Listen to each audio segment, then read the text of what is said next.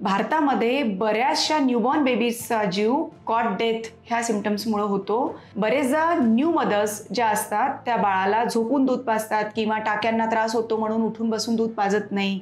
बाळाला बर्पिंग जे बाळाला खांद्यावर घेऊन त्याला बर्पिंग करायला पाहिजे तशा पद्धतीनं व्यवस्थितपणे बर्पिंग होत नाही, म्हणून बरेचदा बाळांचा जीव झोपल्या अवस्थेमध्ये होऊन जातो. ही अतिशय दयनीय अवस्था आहे, पण ही फॅक्ट आहे.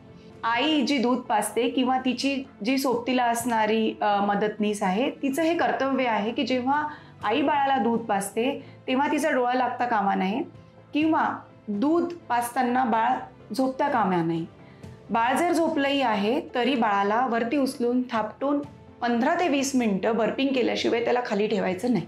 त्यानंतर सगळ्यात महत्त्वाची गोष्ट, बॉटल फीड बिलकुल अवॉइड करायला पाहिजे, कारण बॉटल फीड ही खूप महत्त्वाची एक कॉट डेथसाठी असणारा रिझन आहे.